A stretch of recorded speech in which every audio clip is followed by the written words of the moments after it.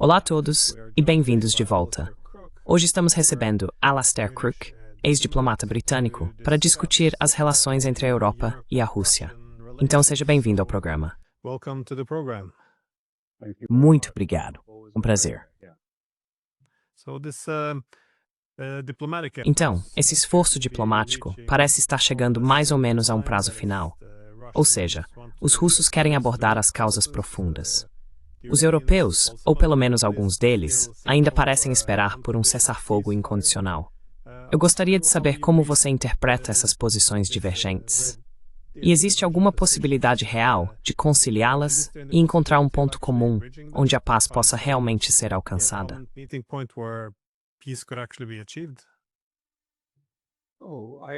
Eu entendi que eles são divergentes, quero dizer, e até agora continuam divergentes sem mudar.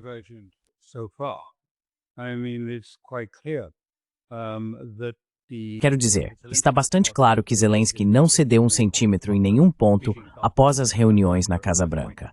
Ele basicamente diz não para tudo. E ao mesmo tempo, a Rússia há um pouco de flexibilidade, mas ela mantém os pontos que apresentou, o quadro que delineou em 14 de junho. Em Moscou, no Ministério das Relações Exteriores, Putin expôs qual seria a posição russa. Então, na verdade, não.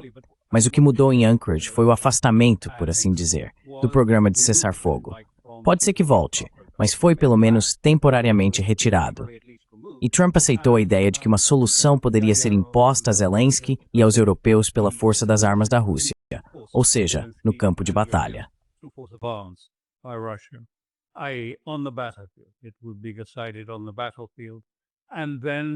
Isso seria decidido no campo de batalha e depois seria, por assim dizer, ratificado de alguma forma, acordos posteriormente.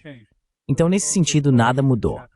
Há muito barulho e conversa sobre garantias e garantias de segurança, mas na verdade não há muito nisso também, porque em primeiro lugar, as garantias de segurança dependem do consentimento da Rússia. Em segundo lugar, as garantias de segurança são bastante claras. Há muita obfuscação sobre isso, mas está bem claro que os Estados Unidos não vão apoiá-las de forma significativa. E os europeus, certamente Reino Unido, França e Alemanha, entendem que não podem entrar no campo de batalha, por assim dizer, da Ucrânia, sem nenhum apoio dos Estados Unidos ou qualquer promessa de apoio dos Estados Unidos.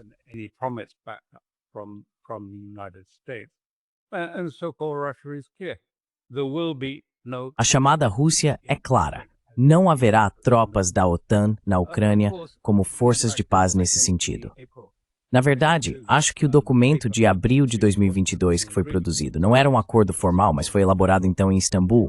O entendimento de Istambul, por assim dizer, incluía a possibilidade de algumas garantias para a Ucrânia. E essas seriam garantias, mas novamente, principalmente de membros do Conselho de Segurança, como a China. Poderia incluir outros como a Índia, talvez a França ou o Reino Unido, mas estaria sujeito à permissão dos garantidores, dos quais Rússia e China seriam ambos garantidores. E só aconteceria se a Rússia concordasse. Então acho que estamos, na verdade, caminhando mais para um período de escalada nessa área.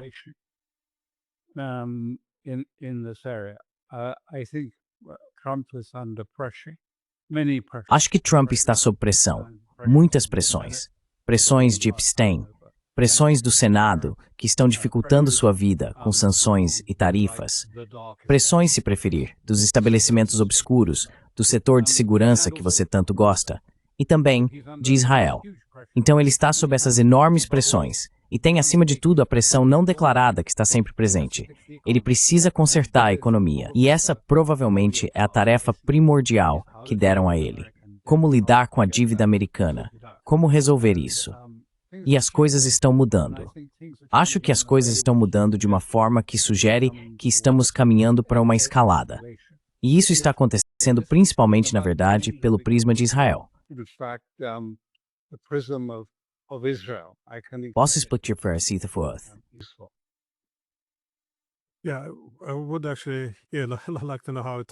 Sim, na verdade eu gostaria de saber como isso se conecta. Mas sobre a questão da escalada, porque quando as negociações não funcionam, e os russos agora, bem, parecem estar vencendo, já que todas as linhas de frente estão cedendo cada vez mais rápido, seria de se supor que a reação natural seria um pouco de pânico e escalada. E, de fato, o Trump recentemente tweetou que os ucranianos teriam que partir para a ofensiva se quisessem vencer. E então, aparentemente, também aprovaram a venda de alguns milhares de mísseis ARAM de longo alcance. Enquanto isso, você tem o Zelensky dizendo mais ou menos que os russos também teriam que sentir a guerra, sugerindo atacar civis russos.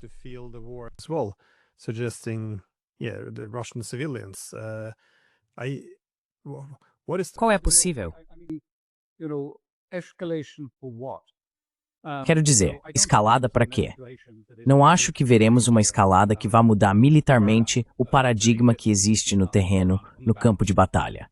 Agora, você pode chamar isso de escalada, e é aí que entram os mísseis. E acho bastante provável que isso possa acontecer. E sabe, isso já havia sido cogitado antes. Lembro também que o Washington Post publicou artigos falando sobre a possível utilização dos Tomahawks. Acredito que isso foi vetado. Mas agora estamos falando sobre outros mísseis sendo enviados. Mas veja, isso não vai, quero ser claro, isso não vai mudar a situação no terreno. É uma alternativa, se preferir.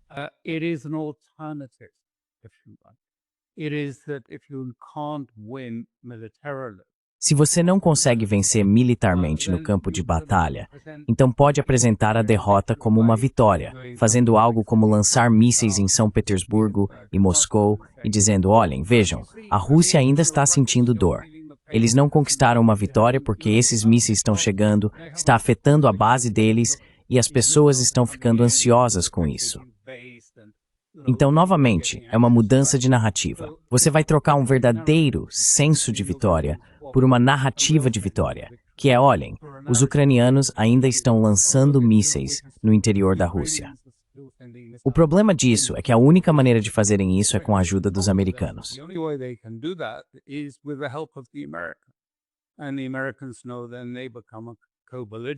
E os americanos sabem que, nesse caso, eles se tornam co-beligerantes na guerra, ou os alemães, ou os britânicos, ou os franceses, ou quem quer que seja.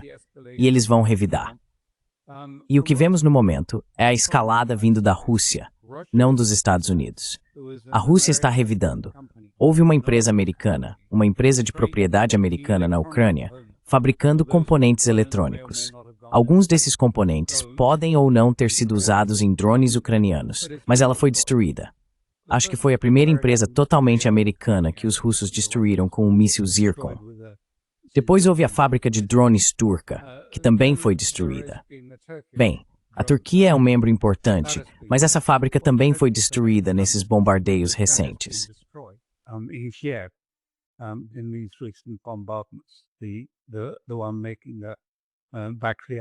A fábrica de mísseis dos drones Bayraktar foi destruída. E havia também aquela espécie de vila alemã, onde fingiam que não estavam fornecendo mísseis para a Ucrânia, mas de alguma forma a Ucrânia acabava montando-os por conta própria, em território ucraniano. E os 3 componentes dessa operação foram todos destruídos pela Rússia. Então há uma reação, mas eu teria que explicar por que isso está se tornando cada vez mais inevitável.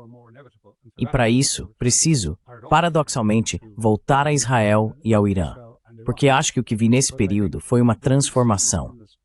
Houve, antes de tudo, uma transformação em Israel em direção a, quero dizer, acompanhamos de perto a imprensa israelense em hebraico, e eles falam muito claramente que o velho sionismo acabou, terminou.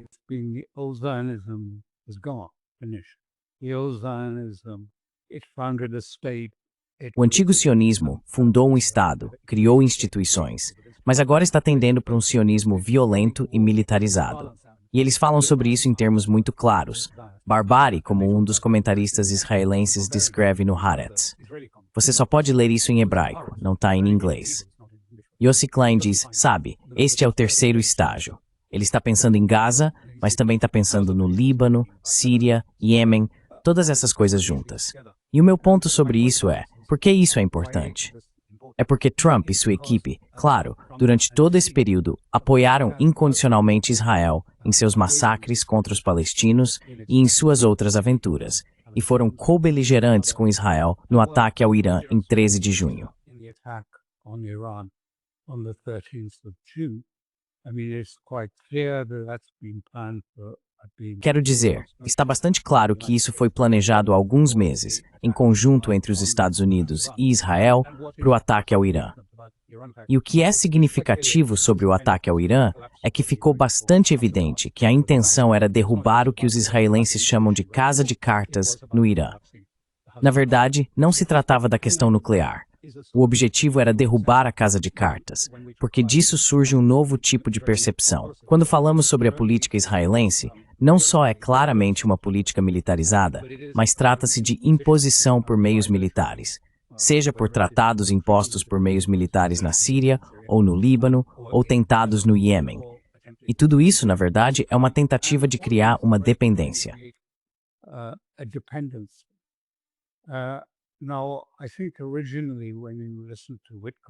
Agora, eu acho que, originalmente, quando você ouve Wittkopf e outros, a ideia era, na verdade, que haveria um caminho para a normalização com Israel vindo de toda a região, culminando no Irã. Mas não é isso que estamos enfrentando agora. Estamos lidando com um impulso para tornar os estados basicamente clientes de Israel e dos Estados Unidos. É muito óbvio no Líbano, por exemplo, que é isso que está sendo feito.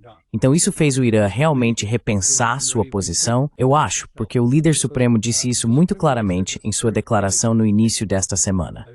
Ele disse, isso não é sobre negociações. Não se trata de um acordo nuclear. Eles querem que sejamos obedientes, que sejamos submissos a Israel e aos Estados Unidos.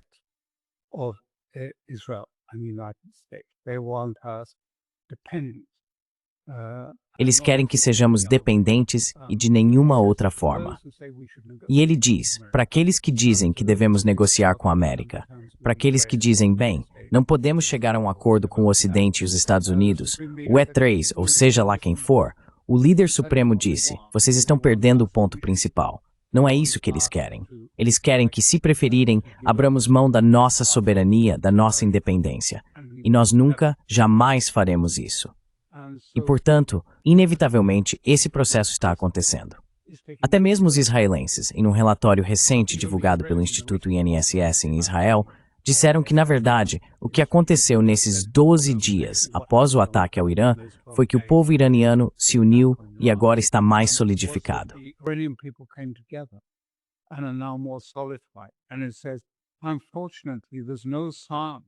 E diz, infelizmente, não há sinal, na verdade, nenhum sinal mesmo de descontentamento com o governo ou de insatisfação popular no Irã. Isso acabou. Quero dizer, eles lamentam isso porque é um relatório produzido por Israel.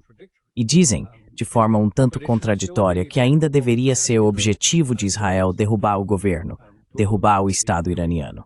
E afirmam, isso mesmo, que, infelizmente, o que aconteceu no dia 13 foi uma bagunça tão grande que tornou ainda menos provável que isso possa ser feito. Porque, basicamente, o povo se uniu e houve uma demonstração de unidade. Então, inevitavelmente, estamos caminhando para a guerra.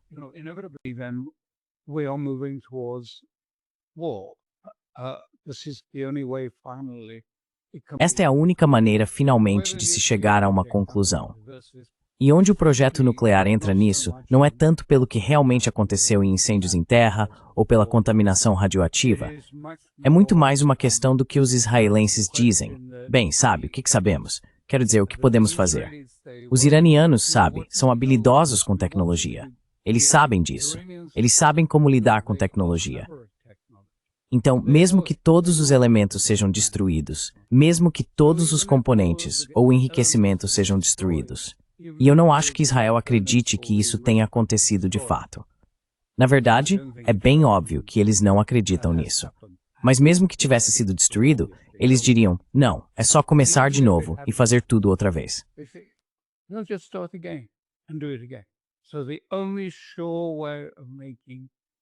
Portanto, a única maneira realmente segura de garantir que o Irã não avance para se tornar um Estado com armas nucleares é mudar o governo e colocar um representante ocidental da dinastia Pahlavi para governá-lo como um Shah em nome de Israel, transformando-o em uma espécie de cliente do Estado moderno. Esse movimento inexorável, em outras palavras, o que estou dizendo é que é possível perceber componentes desse pensamento, Não tanto pessoas chegando à normalização de forma voluntária, mas sim por meio de opressão imposta. Foi absorvido e está se infiltrando na forma americana de pensar a geopolítica, no sentido de que eles adotam abertamente a ideia de decapitação.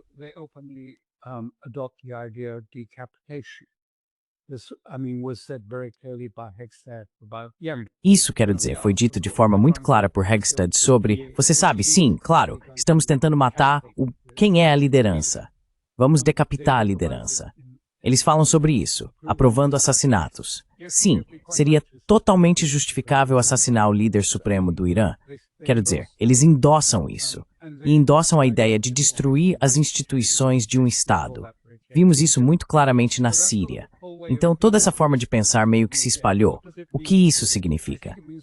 Acho que significa realmente que, você sabe, o Ocidente passou muito mais a ter a noção de que, na verdade, porque não podemos travar guerras, não temos os meios, as armas, o dinheiro para lutar guerras em todo lugar, como costumávamos pensar.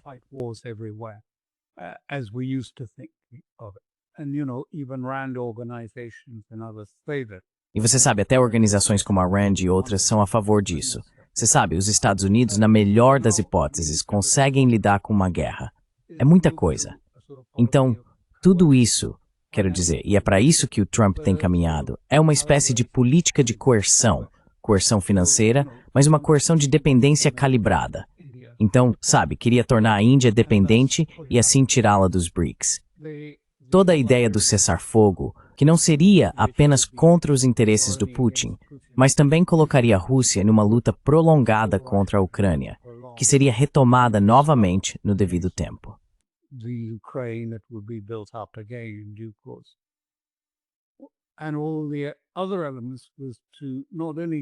E todos os outros elementos não serviam apenas para enfraquecer a Rússia, mas para torná-la muito mais dependente, um sujeito, não um soberano, nessa nova guerra, muito cuidadosamente financiarizada. E também o estresse que isso gera.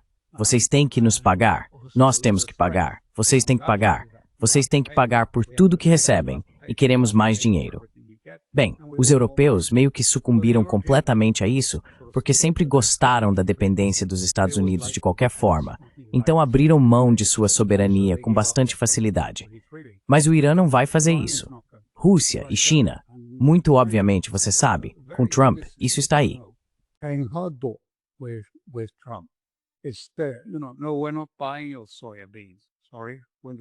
Não, nós não vamos comprar sua soja. Desculpe, vamos comprá-la do Brasil.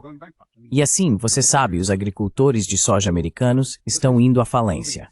Quero dizer, isso se tornou um problema sério. Então, isso está caminhando, ao que parece, ou para uma resolução, ou para uma escalada, para uma guerra mais séria, ou então vamos ver tudo mudar por algum evento inesperado, como uma crise financeira que poderia mudar todo o cenário de várias maneiras. Talvez isso agora esteja se tornando mais provável. Mas ainda assim, houve uma espécie de progressão dos Estados Unidos em normalizar cada vez mais o que Israel tem feito. Isso mudou Israel. Não o Israel, você sabe, europeu, budista, europeu e liberal, mas esse novo Israel messiânico que diz não, tá tudo bem decapitar.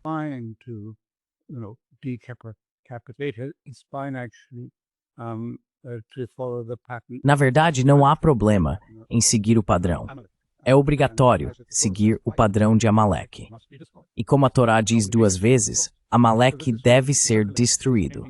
Isso é uma obrigação, não uma escolha. Então isso meio que se espalhou e está mudando, eu acho. Claro, não estou sugerindo que todos os americanos pensem assim, e há diferentes facções e interesses nos Estados Unidos, mas essas são estruturas complexas. Mas mesmo na América está se tornando muito mais escatológico. Especialmente quando você olha para coisas como o Silicon 4, o grupo dos 4, Elon Musk, Peter Thiel, Reardon e Sachs, David Sachs.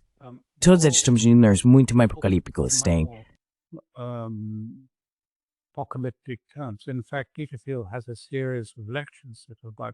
Na verdade, Peter Thiel tem uma série de palestras que estão prestes a começar em Nova York, acho que este mês, sobre o escatom e sobre o Armagedon, e sobre tentar resgatar as ideias e reflexões sobre o Armagedon, esse tipo de pensamento apocalíptico do cristianismo primitivo, para os dias atuais.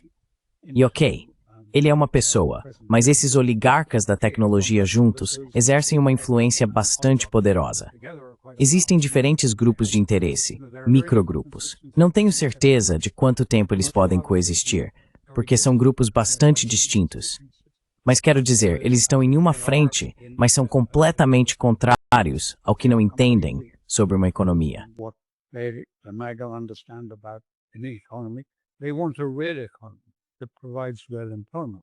Eles querem uma economia real que proporcione empregos reais, enquanto os oligarcas da tecnologia pensam em termos de IA e tecnologia se tornando um monopólio, o que lhes proporcionará enormes rendas e se tornará cada vez mais abstrato e distante das pessoas, com as pessoas desempenhando apenas um certo papel.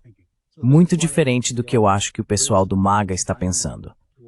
Por isso, acredito que há uma dinâmica em direção a algum tipo de escalada.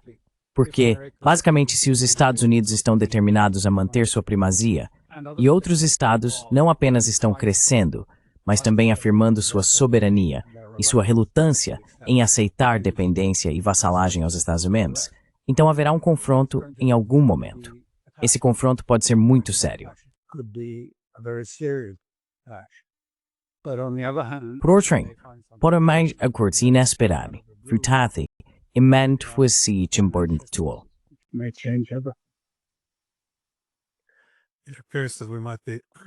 Parece que estamos caminhando nessa direção. Claro, os Estados Unidos estão enfrentando um problema, mas Reino Unido, França e Alemanha, as economias deles, realmente parecem estar entrando em algumas dificuldades. Mas nunca dá para prever exatamente quando essas coisas acontecem. Mas eu queria, sim, fazer um acompanhamento sobre isso. Estados Unidos também. Sim, não é? Sabe, eu sei que todos nós somos, quero dizer, você sabe, o gabinete diz como a economia está indo maravilhosamente bem, tudo isso. Mas veja o que está acontecendo no mercado de títulos. Veja o que está acontecendo. De modo geral, acho que vamos enfrentar grandes dificuldades pela frente. Coisas estranhas estão acontecendo.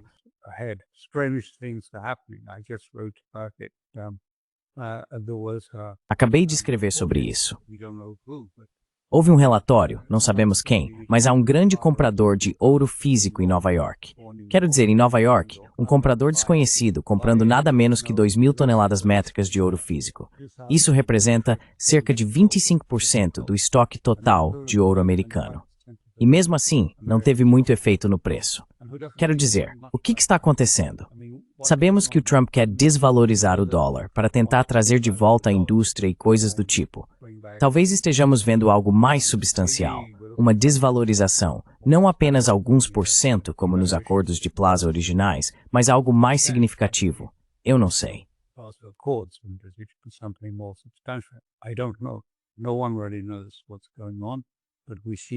Ninguém realmente sabe o que está acontecendo, mas vemos as turbulências no Federal Reserve, a tentativa de Trump de assumir o controle dessa instituição para que ele possa trazer de volta empréstimos e crédito baratos.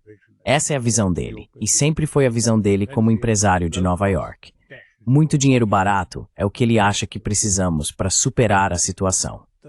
Sobre o tema da escalada russa, porém, sempre que as pessoas falam sobre a Rússia escalar o conflito, penso imediatamente no míssil Ostrich. Considerando tudo, desde os SOMs planejando introduzir mísseis na Alemanha, até esses mísseis de longo alcance sendo enviados para a Ucrânia, quão provável você acha que é a Rússia começar a usar o míssil Ostrich? E quais seriam as consequências? What would be the consequences, though?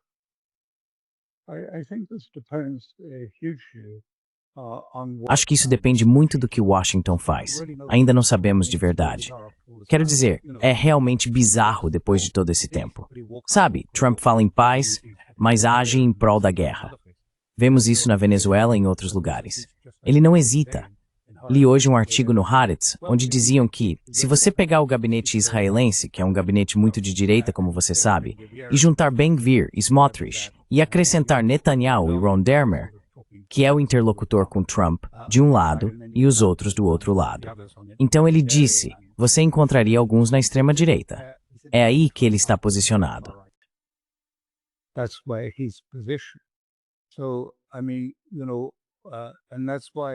Então quero dizer, sabe, e é por isso, eu não sei que tipo de influência Israel tem sobre Trump, mas claramente, Trump de alguma forma parece embriagado com a ideia de conseguir uma solução para Gaza, além, claro, daquela sua famosa solução para os arranha-céus e cassinos de Gaza e todas as outras opiniões.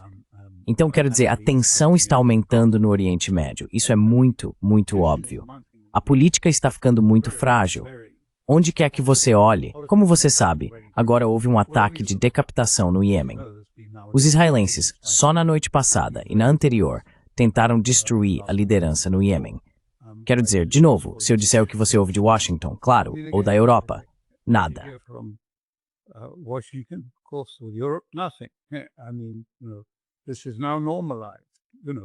Quero dizer, sabe, isso agora foi normalizado.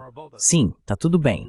Os Houthis estão acima de nós, e destruí-los é aceitável.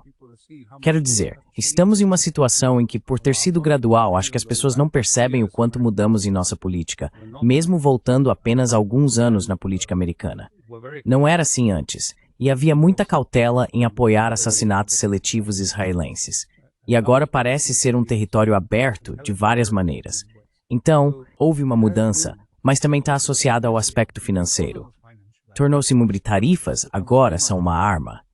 E tarifas de choque-pavor, é como estão sendo chamadas.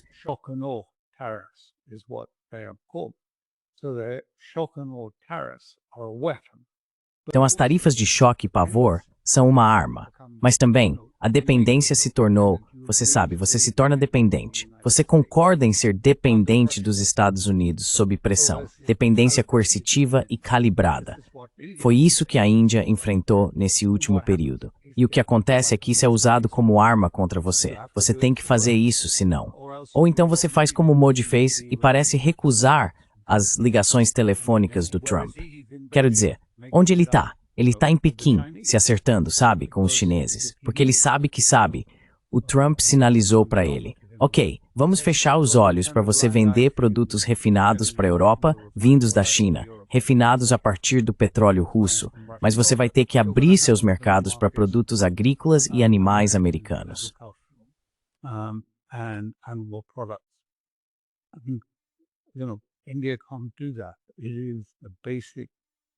A Índia não pode fazer isso. É uma comunidade rural básica. Sabe, os pequenos agricultores sobrevivendo, perder isso seria uma catástrofe para a Índia. Isso destruiria a base política, sem falar na base social e econômica. De qualquer forma, o clima na Índia está mudando, e mudando de forma dramática. E é isso que quero dizer com transformar a dependência em arma. Veja o que ele fez com a União Europeia. Ele a tornou totalmente dependente agora dos Estados Unidos. Vai ser marcado. Você pagou bilhões o suficiente. Houve investimento suficiente chegando?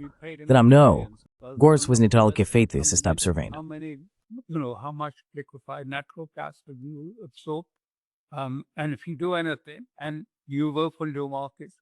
E mesmo que você faça qualquer coisa e tenha aberto completamente seus mercados para nossos produtos agrícolas e outros que entram, ainda assim vamos impor 50% a mais em geral, e um pouco mais sobre aço e alumínio. E como eu disse, eles queriam dependência, porque achavam que isso facilitaria de alguma forma o caminho deles em relação à Ucrânia. Não tenho certeza se funcionou, provavelmente não funcionou, mas acho que isso foi algo muito cultural. Eles acharam que, sendo muito gentil com Trump, as garantias de segurança viriam naturalmente. E por essa gentileza em aceitar a sobretaxa de 5% da OTAN, o que ganharam?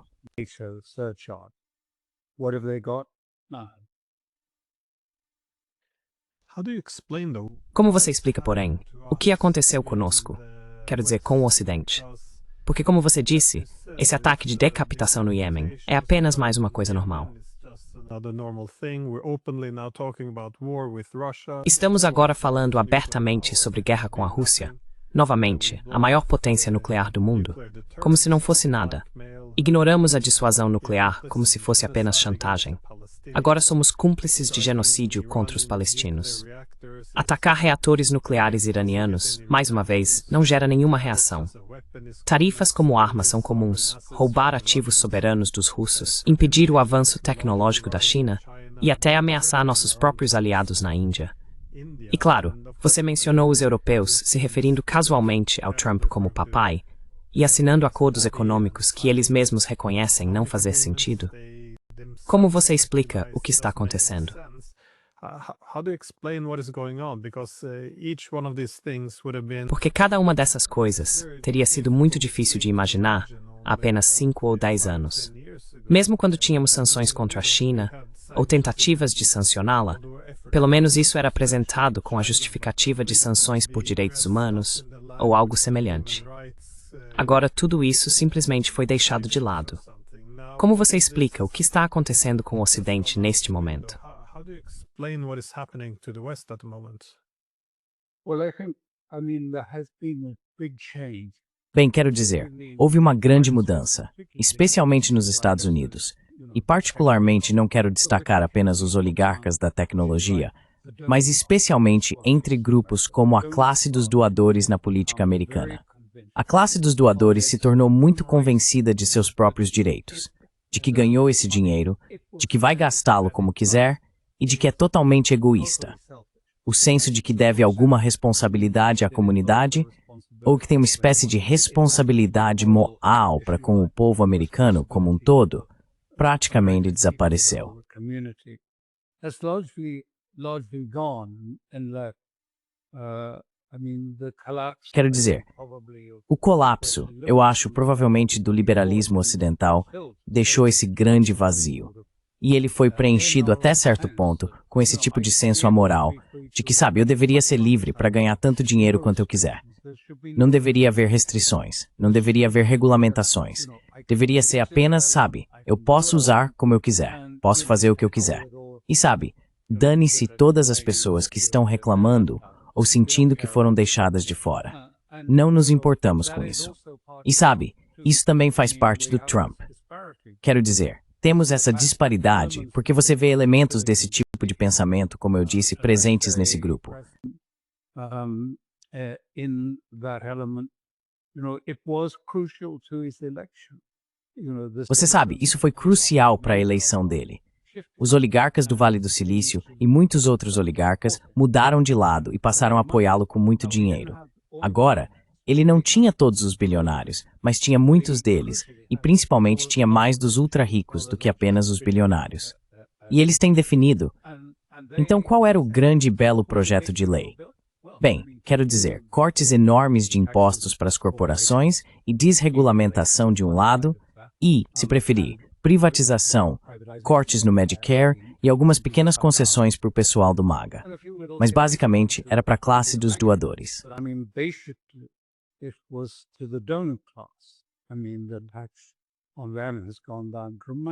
Quero dizer, o imposto sobre eles caiu drasticamente com o belo projeto de lei e a dívida aumentou em mais 3,4 trilhões. Então essa é a tensão desconfortável que venho tentando dizer, as tensões desconfortáveis que existem ali, somadas ao fato.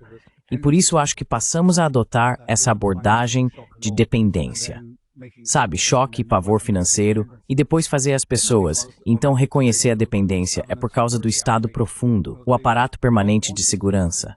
Eles não querem ver, eles cultivam. É necessário ver a Rússia como estando, por assim dizer, em um estado de dependência e fraqueza, especialmente em relação à China e ao Irã, e que ela precisa ser suprimida até esse nível.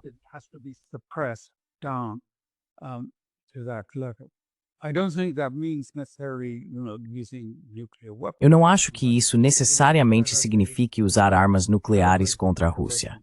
É, como eu disse, uma espécie de coerção calibrada para criar dependência. É assim que eu descreveria essa política externa atualmente. E ela é obtida principalmente por pressões financeiras, ao direcionar certas áreas da vida e garantir que a dependência esteja presente. Portanto, a Rússia não é um farol de oposição aos Estados Unidos. Não está demonstrando sua soberania, está aceitando a dependência, está aceitando a permissão dos Estados Unidos. E eu acho que esse elemento, essas são as estruturas mais profundas do chamado Deep State. A ideia de que a Rússia não deve ser autorizada a se tornar.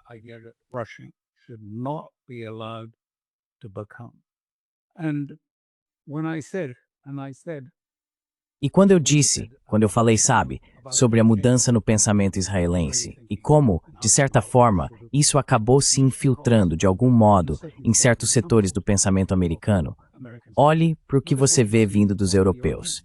Quero dizer, como alguém pode dizer isso? Não sei se você viu isso recentemente com o Macron quando ele estava falando sobre o Putin. Ele disse, Putin é extremamente perigoso. A Rússia é uma ameaça. A Rússia, ele expressou assim, a Rússia precisa comer. É um predador à porta. Quer dizer, uma linguagem simbólica muito forte. Sabe, a besta na soleira da porta, ele disse, é um predador. É um predador, um canibal. Ele usou a palavra canibal. Putin é o predador, o canibal, sentado à nossa porta ameaçando a Europa. Sitting at our doorstep, threatening Europe. I mean, we know what he's referring to. Quero dizer, sabemos a que ele está se referindo. Isso remonta a toda a simbologia cristã do anticristo. Sabe, Putin é o anticristo. Ele é o oposto de tudo que valorizamos e defendemos. A Rússia é tudo que é perigoso. Ele começa dizendo o quão perigoso ele é, o quão ameaçador ele é, esse predador, esse canibal, só esperando para devorá-lo. Você pode ver as entrevistas na televisão francesa. Mas esse tipo de linguagem vai direto a algumas das imagens mais profundas, mesmo que sejamos seculares, ocidentalizados de várias maneiras. Westernized in many ways. But, we all remember those images. Mas todos nós lembramos dessas imagens do passado do diabo, levando pessoas para o inferno e das coisas de, você sabe, morando na Itália. Não dá para entrar numa igreja sem ver essas imagens maravilhosas, muito vívidas, da oposição maniqueísta negra aos valores europeus e coisas assim. Então quero dizer, isso escatológico. Por mais que as pessoas peçam por Israel, é meio lógico. Eu escrevi há 10 anos um artigo dizendo que acreditava que dali a 10 anos, isso foi na época dos ataques na Síria e da guerra iniciada pelo ISIS, e eu disse, acredito que no futuro as guerras serão sobre os símbolos da religião, Al-Aqsa de um lado e o Monte do Templo do outro.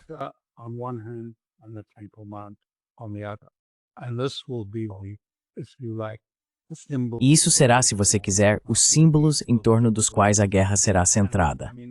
E quero dizer, Macron simplesmente diz isso. Você sabe, a Rússia é pagã. Se voltarmos ao cisma de 1000 anos atrás, tivemos que nos livrar de Constantinopla. Tivemos que nos livrar desses. Qualquer um que falasse grego era, portanto, pagão e herege, e deveria ser tratado como tal. E os francos assumiram o papado naquela época. Quero dizer, todos nós lembramos o que aconteceu com os cátaros. Bem, na verdade, não lembramos. Não há nada na história. Eles foram simplesmente apagados da história. Então ele está mergulhando em imagens profundas da Europa, e Trump, em suas declarações recentes, volta novamente a esse tipo de simbolismo.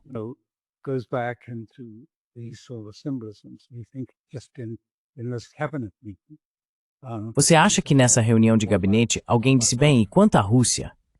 E eu acho, provavelmente não estou citando ao pé da letra, mas ele disse basicamente, bem, ele disse, você sabe, tudo isso que o Putin diz que quer fazer, por favor, esqueça. Isso é só besteira. Não é nada. Ele está só fazendo pose. Ele está só fazendo pose. E isso é, eu acho, o profundo sentido dessa divisão escatológica, de que, sabe, essas pessoas, sejam palestinos ou russos, estão só fazendo pose. Eles não têm argumento, não têm nada a dizer por si mesmos. São simplesmente pessoas que estão blefando. Esse é o discurso do Kellogg, do General Kellogg.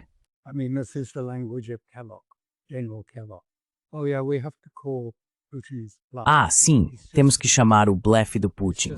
Ele está apenas fazendo pose. É só colocá-lo sob pressão que ele vai desmoronar.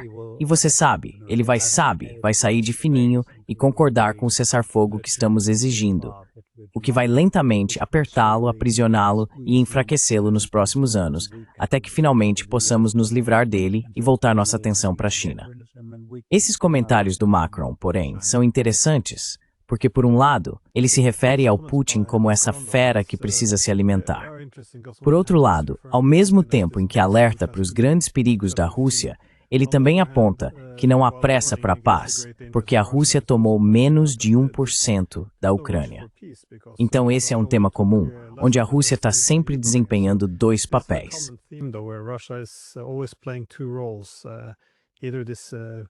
a tremendous beast Ou é isso, uma besta tremenda se preparando para devorar a Europa, ou ao mesmo tempo é apenas pateticamente fraca, quase isso. Eu costumo citar esse estudioso judeu, Viktor Klemperer, que disse que esse era o tipo de retórica nazista contra os judeus. Hitler sempre se referia a eles, ou como pateticamente fracos, ou como uma ameaça à civilização ocidental como um todo. Então havia as duas coisas ao mesmo tempo, muitas vezes na mesma frase.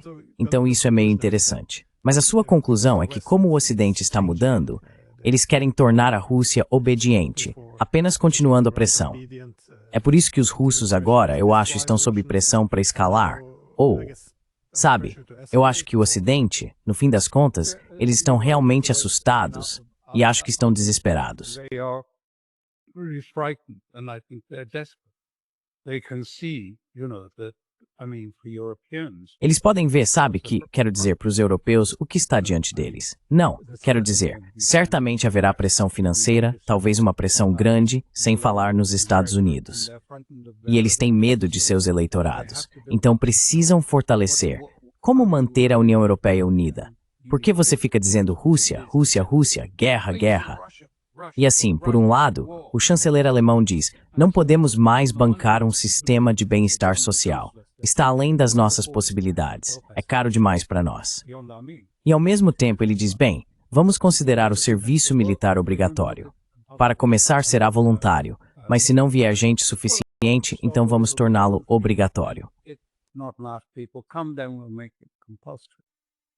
These are echoes, again, it's the imagery. Quero dizer, esses reichos, quero dizer de novo, é a questão de evocar as imagens dos anos 30 e do período de guerra, evocando a necessidade de conscrição. E todos nós estamos ali por trás do Estado e precisamos estar juntos contra um inimigo comum. Esse era o cerne de Hitler. Quero dizer, todos os líderes, como Churchill e outros, usaram isso. E isso é realmente interessante, porque eu acho que as elites europeias estão totalmente desconectadas de seus próprios eleitores, que as desprezam, e elas desprezam os eleitores. E cada um sabe que o outro sente isso. Então eles estão tentando ao mesmo tempo reforçar o controle, mas também encontrar novos meios e também meios de arrecadar mais dinheiro. Antigamente era, você sabe, o processo verde, o net zero. Vamos ter que investir, pegar dinheiro emprestado, colocar no verde. Borrow money, put it into the green. Now, if we have to put money into the military system, Agora temos que investir dinheiro no sistema militar. Precisamos pegar dinheiro emprestado para colocá-lo nas forças armadas. E quem sabe isso pode, talvez até provocar uma leve recuperação em toda a economia e nos salvar do que provavelmente vai acontecer, uma grande recessão na economia europeia. Bem, obrigado por suas opiniões sobre isso. É interessante. Notei agora os ataques russos próximos ao consulado britânico e à missão europeia em Kiev também. Acho que foi mal interpretado que eles estavam sendo alvos, mas de qualquer forma, não. Mas acho que a disposição de atacar perto deles, não sei, parece que os russos podem estar perdendo um pouco da paciência. E é por isso que eu estava preocupado com isso e com todas essas coisas. Worried about the Oreshnik and all of these things. But again, you just got back from Russia recently. Mas novamente, você acabou de voltar da Rússia recentemente. Não sei se você tem essa mesma impressão de que eles estão meio que chegando ao limite da paciência. Não, eu acho que eles estão ficando irritados. Quero dizer, acho que eles estão ficando irritados. Os russos estão ficando irritados com isso. Eles estão realmente irritados com, você sabe, os passionistas da Europa. Os maestros de orquestra não podem ir para a Europa. Eles estão muito irritados. Muitos deles perderam propriedades na Europa. Muitos russos têm propriedades. Eles tinham propriedades na Itália. Mas se você não pode pagar o aluguel, se não pode pagar os impostos, elas são apreendidas pela polícia e leiloadas. E você sabe quando os europeus se voltam contra eles e dizem, bem, todas essas sanções vocês merecem. É isso que eles dizem aos russos. E eles estão irritados com isso. They say to the Russians, and they're angry about that. You say, well, we can be wooed back at Europeans. Eles dizem, bem, não poderíamos ser reconquistados. E eu acho que tem havido muita pressão sobre o Putin para ser um pouco mais duro. Europeus e americanos sempre gostam de, você sabe, forçar um pouco mais, forçar um pouco mais, forçar um pouco mais. E por isso estamos vendo um pouco de resistência. Na verdade, acho que o que aconteceu com aqueles 2 prédios em Kiev, o British Council e outros, foi porque, na verdade, o alvo era outro, que era uma central de dados do SBU que foi colocada na área urbana. E isso foi apenas dano colateral de uma grande explosão que aconteceu. Quero dizer, eles não parecem estar tão danificados assim. Ela disse que não foram ataques diretos, pelos vídeos ou fotos que vi no trabalho. Então acho que há um grande sentimento. A great anger and a great sense. You've got to translate this into something more profound. Você precisa traduzir isso para algo mais profundo para os russos, que é, sabe, nós derramamos sangue para chegar até aqui. Colocamos muito do sangue dos nossos próprios soldados nesse processo. Se acabarmos com uma espécie de Minsk III, um acordo que não é de verdade, com aqueles cessar-fogos falsos e tudo aquilo que houve no antigo acordo de Minsk, eles dizem, sabe, tudo que isso significa é que esse investimento de sangue não está sendo devidamente aproveitado. E teremos que pagar uma segunda parcela de sangue em 3 ou 4 anos, depois que o Ocidente tiver rearmado e retreinado o que quer que reste da Ucrânia, para ser uma plataforma de fraqueza, para ser um problema de longo prazo. É como o Afeganistão. Eu estava no Afeganistão naquela época.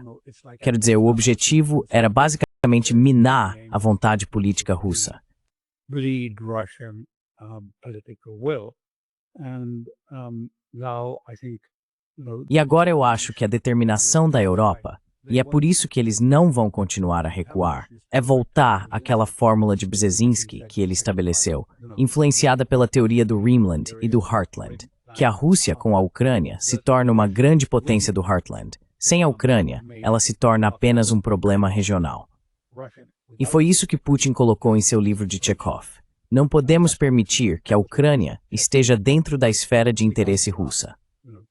Eu não estava falando sobre territórios ou fronteiras precisas, mas a Ucrânia útil, não deve ser permitida a entrar na esfera de influência. Isso é uma necessidade estratégica para nós. that is a strategic necessity for us. Well, thanks again. Bem, obrigado mais uma vez. E sim, espero que você esteja errado sobre a escalada, mas temo que você estava praticamente certo nisso. Então, bem, obrigado novamente. Well, thanks again. É um prazer. Obrigado por me convidar para falar com seu público.